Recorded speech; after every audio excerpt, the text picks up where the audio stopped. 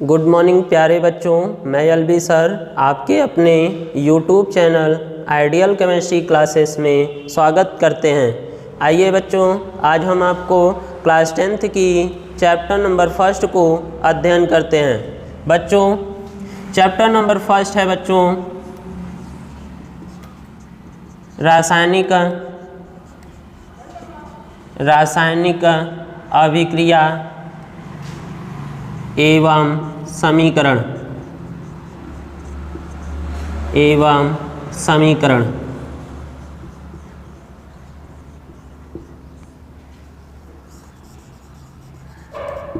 Chemical reaction and equation. ध्यान दीजिए बच्चों, आपको रासायनिक अभिक्रिया करने से पहले उस यौगिक की रासायनिक सूत्र बनाने आना चाहिए। रासायनिक सूत्र कैसे बनते हैं बच्चों, आइए हम पहले उसी को देख लेते हैं कि किसी भी यौगिक की रासायनिक सूत्र कैसे बनते हैं। बच्चों, रासायनिक सूत्र जब तक आपको नहीं बनाने आएगा तब तक आप रासायनिक अभिक्रिया को कभी नहीं कर पाएंगे। ध्यान दीजिए बच्चों,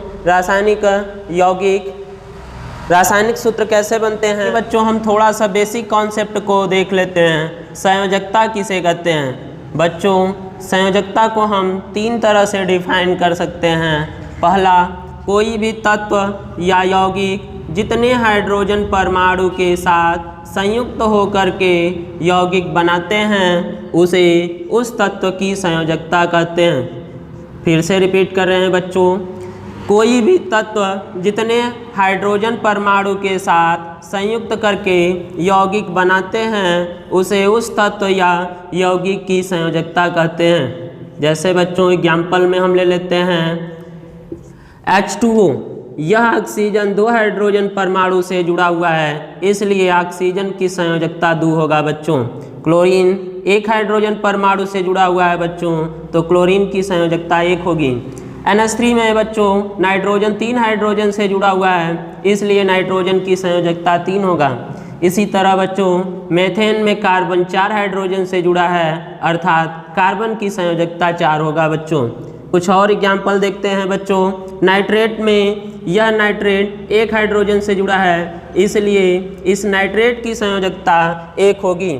आइए बच्चों आगे देखते हैं सल्फेट। सल्फेट में यह सल्फेट 2 हाइड्रोजन परमाणु से जुड़ा है, अर्थात सल्फेट की संयोजकता 2 होगा बच्चों।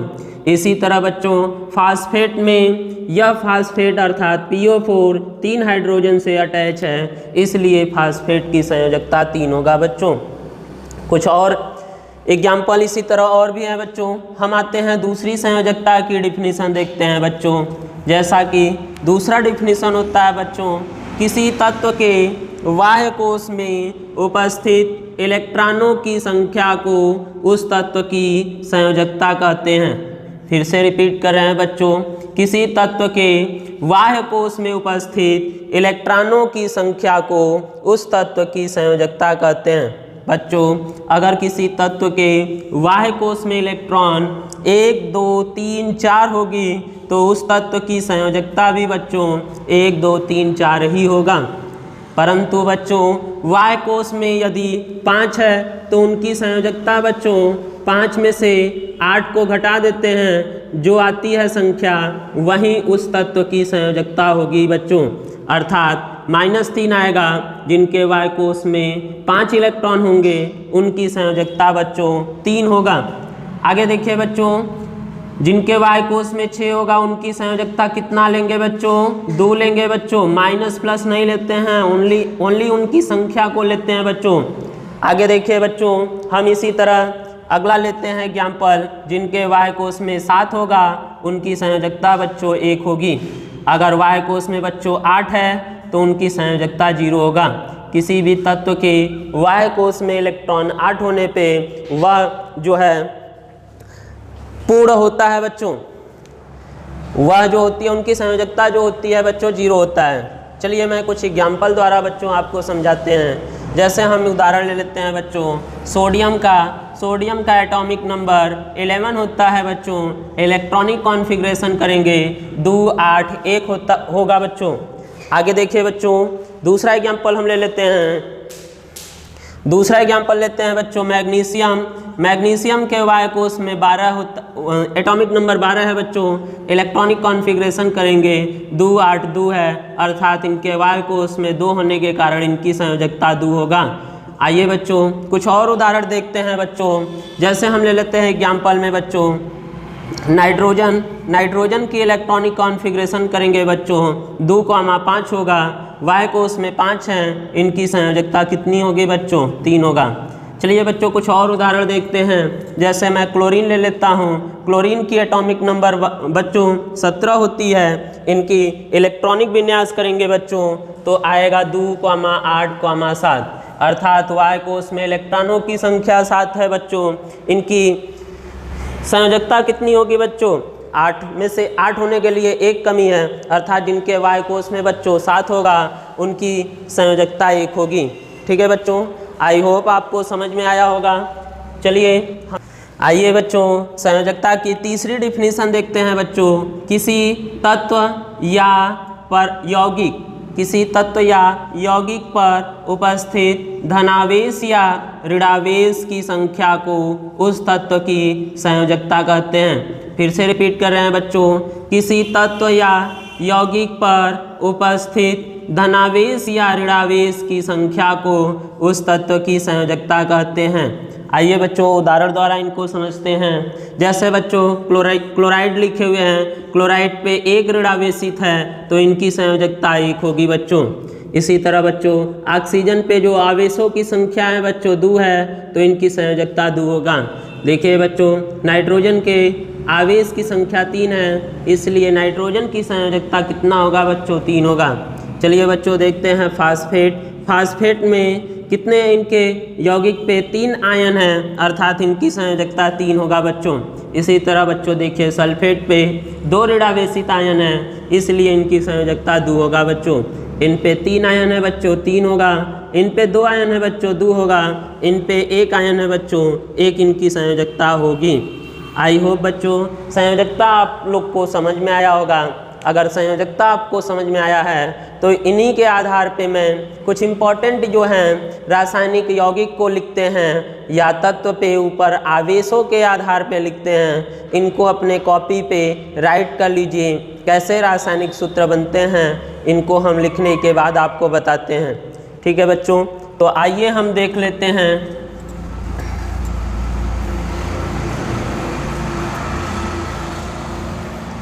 चलिए बच्चों देखते हैं, हम इनको आवेशों के आधार पे लेते हैं। पहले ऋणावेशित आयन के लिए ले रहे हैं बच्चों, और वो भी एक संयोजक अर्थात जिन पे 1 ऋणावेशित आयन होंगे उनके लिए लेते हैं बच्चों उदाहरण। जैसा कि हम लेते हैं H माइनस को बच्चों हम बोलते हैं हाइड्राइड। क्या बोलेंगे बच्चों? हाइड्राइड। आगे देखिए बच्चों OH माइनस को हम क्या पढ़ेंगे? हाइड्रोक्साइड। आगे आइए बच्चों इसी तरह F माइनस को हम फ्लोराइड पढ़ते हैं बच्चों, फ्लोराइड। आगे देखिए बच्चों Cl माइनस को हम क्लोराइड बोलेंगे, क्लोराइड। इसी तरह बच्चों Br माइनस को ब्रोमाइड बोलते हैं, ब्रोमाइड। आगे देखिए बच्चों इसी तरह I पे माइनस हो तो इनको हम आयोडाइड पढ़ते हैं। आगे कुछ और उदाहरण देखते हैं बच्चों। जैसे बच्चों HCO3 लिखा होगा तो इनको हम बाइकार्बोनेट पढ़ेंगे बच्चों, बाइकार्बोनेट। आगे देखिए बच्चों इसी तरह HSO4 पे माइनस होगा तो इनको हम बाईसल्फेट पढ़ेंगे बच्चों, बाईसल्फेट। आगे देखिए बच्चों इसी तरह हम लेते हैं NO3 रहेगा बच्चों तो इनको हम नाइट्रेट बोलते हैं, नाइट्रेट। आगे देखिए बच्चों NO2 माइनस रहेगा तो बच्चों इसको हम कहते हैं नाइट्राइट। क्या पढ़ेंगे बच्चों? नाइट्राइट। आगे देखिए बच्चों इसी तरह Cn माइनस होगा बच्चों तो इनको हम साइनाइड पढ़ेंगे बच्चों, साइनाइड। आगे देखिए बच्चों Nc माइनस को हम बच्चों आइसोसाइनाइड पढ़ते हैं, आइसोसाइनाइड, आइसोसाइनाइड। आगे देखिए बच्चों कुछ और उदाहरण देखते हैं बच्चों। इधर का राइट कर लिए होंगे बच्चों। इसी तरह बच्चों देखिए, अगर आपको लिखा रहेगा CH3COO- तो इनको बच्चों हम एसीटेट पढ़ेंगे, एसीटेट। क्या पढ़ेंगे? एसीटेट। आगे देखिए बच्चों, ClO3- रहेगा बच्चों, तो इनको हम क्लोरेट पढ़ते हैं, क्लोरेट। आगे देखिए बच्चों, MnO4 पे माइनस रहेगा, तो इसको हम परमैग्नेट बोलते हैं बच्चों, परमैग्नेट। ठीक है बच्चों, इतने को हम एक संयोजक वाले या एक संयोजक में लिख रहे हैं, इनको आप राइट कर लीजिए। इन सभी पे ऋणावेशित आयनों की संख्या एकक होगा बच्चों, इसको राइट कर लीजिए। चलिए बच्चों, द्विसंयोजक के लिए हम कुछ उदाहरण लेते हैं बच्चों, जो इम्पोर्टेंट है उसी को बच्चों हम लिखवा रहे हैं। द्विसंयोजक बच्चों, पहला लेते हैं O पे माइनस बच्चों, इनको हम ऑक्साइड पढ़ते हैं, ऑक्साइड। चलिए बच्चों, आगे देखते हैं CO3-2 को बच्चों हम पढ़ते हैं। थोड़ा सा ध्यान दीजिएगा बच्चों, इससे पहले एक संयोजक वाले में कुछ और लिख लीजिएगा, जैसे HSO4 को बाईसल्फेट बोलते हैं बच्चों। क्या बोलेंगे? बाईसल्फेट। आगे देखिए बच्चों, इसी तरह HSO3- को हम बाईसल्फाइड पढ़ेंगे। क्या पढ़ेंगे बच्चों? बाईसल्फाइड। ठीक है बच्चों, आइए देखते हैं द्विसंयोजक में O पे -2 होगा तो इनको ऑक्साइड बोलते हैं बच्चों। CO3- होगा तो इसको बच्चों हम कार्बोनेट पढ़ते हैं, कार्बोनेट। इसी तरह बच्चों S पे -2 होगा तो इनको हम सल्फाइड पढ़ते हैं बच्चों, सल्फाइड। आगे देखिए बच्चों, SO3- होगा तो इनको हम सल्फाइड पढ़ते हैं, सल्फाइड। आगे देखिए बच्चों, SO4 पे -2 होगा तो इनको हम सल्फेट पढ़ते हैं बच्चों। क्या पढ़ते हैं? सल्फेट। कुछ और एक उदाहरण देखते हैं बच्चों, जैसे C2O4 पे -2 को हम क्या पढ़ेंगे बच्चों? ऑक्जिलेट पढ़ेंगे बच्चों, ऑक्जिलेट या ऑक्सीलेट भी बोलते हैं। ठीक है बच्चों, इनको आप अपने कॉपी में राइट कर लीजिए। चलिए बच्चों, अब त्रिसंयोजक के लिए देखते हैं, त्रिसंयोजक में कौन कौन से आते हैं। तो त्रिसंयोजक में बच्चों हम लेते हैं पहला N पे -3, जिसको हम नाइट्राइड बोलते हैं बच्चों। क्या बोलते हैं? नाइट्राइड। आगे देखिए बच्चों, PO4 पे -3 होता है तो इनको हम फास्फेट पढ़ते हैं बच्चों। चलिए बच्चों, यहीं पे मैं चतुर्थ संयोजक के लिए ले लेता हूँ। चतुर्थ संयोजक देखिए बच्चों, चतुर्थ संयोजक में एक आपको उदाहरण मिलेगा C पे -4, जिसको हम कार्बाइड बोलते हैं। ठीक है बच्चों, इनको आप राइट कर लीजिए अपने कॉपी पे। हो गया बच्चों। आइए बच्चों, अब हम देखते हैं जिन पे धन आवेश होगा उनके लिए, और उसमें भी पहले लेते हैं एक संयोजक के लिए बच्चों। चलिए बच्चों, पहला हम लेते हैं H+, जिसको हम पढ़ते हैं हाइड्रोजन। क्या पढ़ते हैं बच्चों? हाइड्रोजन। आगे देखिए बच्चों, Li+ को हम लिथियम पढ़ते हैं। आगे देखिए बच्चों, इसी तरह Na+ को हम बच्चों सोडियम बोलेंगे, सोडियम। चलिए आगे देखिए बच्चों, इसी तरह हम बच्चों K+ को पोटेशियम पढ़ते हैं, पोटेशियम। चलिए कुछ और उदाहरण देखते हैं बच्चों। NH4+ को हम बच्चों अमोनियम पढ़ते हैं, अमोनियम, अमोनियम। आइए आगे देखते हैं बच्चों, Ag+ को बच्चों हम अर्जेंटस बोलते हैं, अर्जेंटस। आगे देखिए बच्चों, Cu+ को बच्चों हम Cu+ पढ़ते हैं, Cu+। चलिए बच्चों आगे देखते हैं, Hg+ या Hg2+2 को हम मर्क्यूरस बोलते हैं बच्चों, मर्क्यूरस। इसको बच्चों राइट कर लीजिए अपने कॉपी पे। चलिए बच्चों, अब हम द्विसंयोजक के लिए कुछ उदाहरण देखते हैं बच्चों।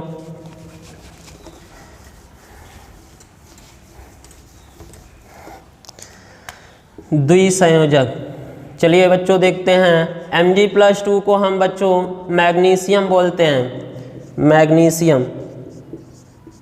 आइए बच्चों आगे देखते हैं, Ca+2 को हम बच्चों कैल्शियम बोलते हैं, कैल्शियम।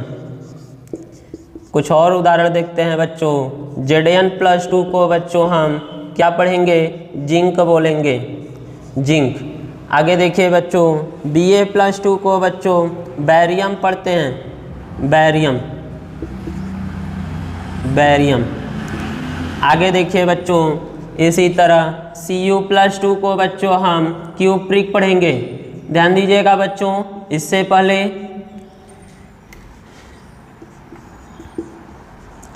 पहले मैं बच्चों Cu+ लिखा था, इनको हम क्यूप्रस बोले थे और Cu+2 को हम क्यूप्रिक बोल रहे हैं बच्चों।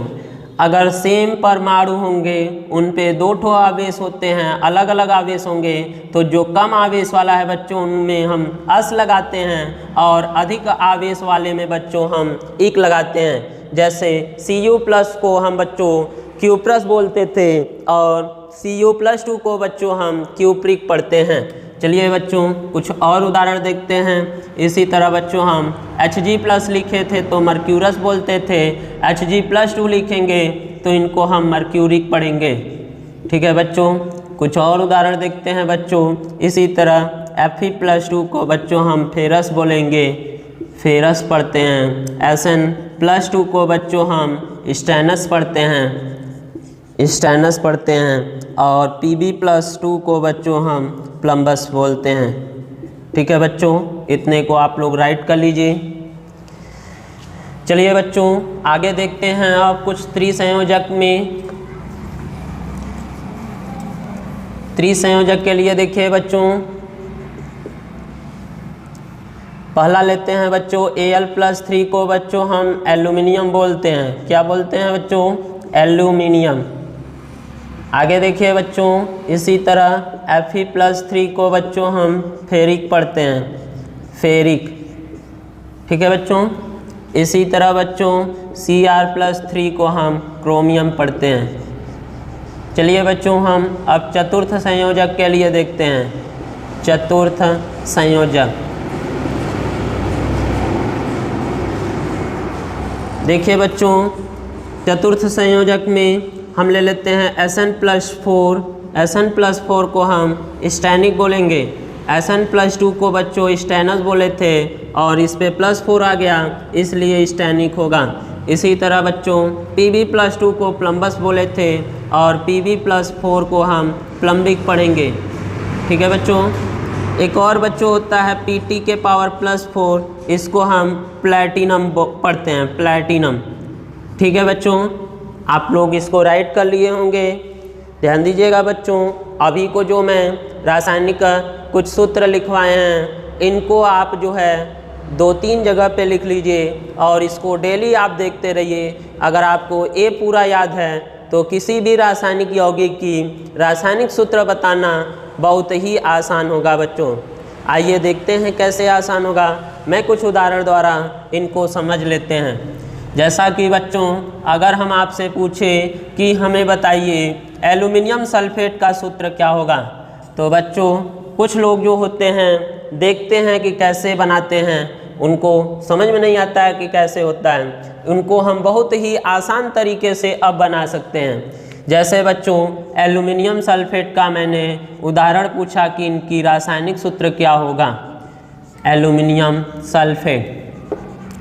चलिए बच्चों देखिए, एल्युमिनियम का सिंबल क्या होता है, Al+3 होता है। सल्फेट का सिंबल बच्चों SO4 पे -2 होता है। ध्यान दीजिएगा बच्चों, जो धनावेशित परमाणु के ऊपर, जो धनावेशित परमाणु या तत्व के ऊपर आवेश होगा उनको उनके नीचे लिखेंगे, ऋणावेशित वाले उनके नीचे, और उन संख्याओं का तिर्य गुणा करते हैं। जो संख्या होता है उनको हम सफिक्स में लिखते हैं, अर्थात उनके नीचे लिखते हैं। देखिए 2 का गुणा इसमें करेंगे तो Al2 होगा, 3 का गुणा इस दोनों में होगा क्योंकि ये अलग अलग तत्व हैं, सल्फर और ऑक्सीजन अलग अलग तत्व हैं, इसलिए इसमें थ्रायस होगा। फिर से बता रहे हैं बच्चों, एल्युमिनियम सल्फेट की रासायनिक सूत्र आपसे पूछा जा रहा है। तो एल्यूमिनियम का सिंबल होता है बच्चों Al+3, सल्फेट का सिंबल होता है बच्चों, अभी हमने इससे पहले लिखवाए हैं कि SO4 पे -2 होते हैं। तो ध्यान दीजिएगा बच्चों, इन पे आवेशों की संख्या 2, इन पे आवेशों की संख्या 3, 2 का गुणा इधर होगा तो Al2 होगा, 3 का गुणा इधर होगा तो SO4 का थ्रायस होगा। ऊपर से आवेश को हम हटा देते हैं। आइए बच्चों कुछ और उदाहरण देखते हैं। जैसे बच्चों हम पूछें कि हमें सोडियम सल्फेट का सूत्र बताइए, या हम ले लेते हैं बच्चों सोडियम कार्बोनेट का सूत्र।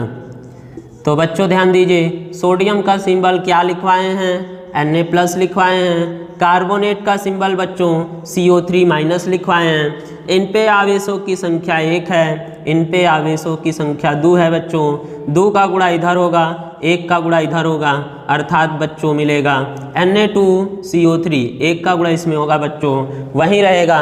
और इन पे आवेश जो होंगे उनको रासायनिक सूत्र लिखते समय हटा देंगे।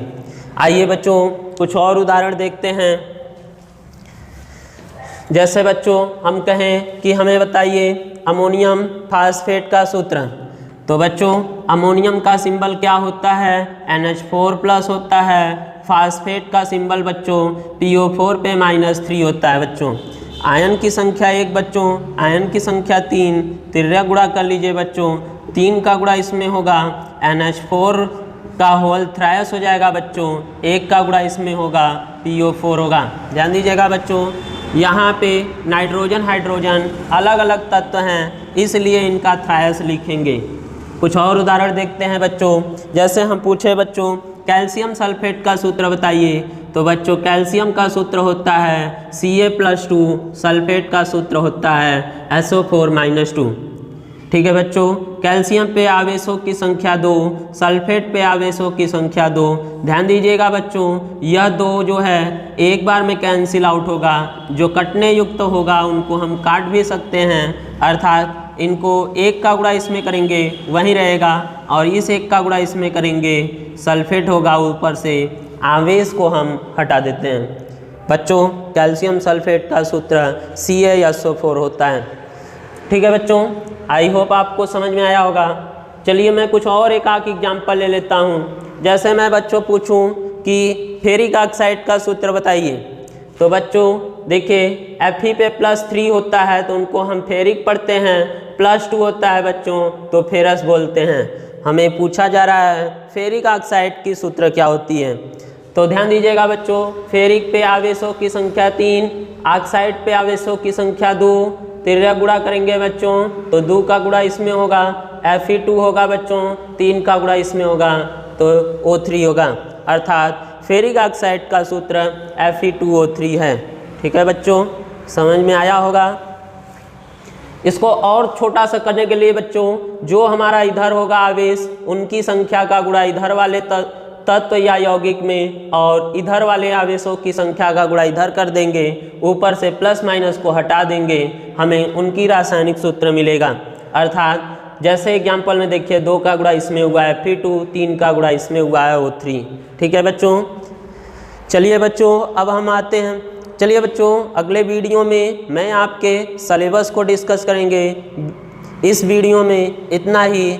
आगे की वीडियो देखने के लिए हमारे इस YouTube चैनल को सब्सक्राइब करें और शेयर करें। धन्यवाद।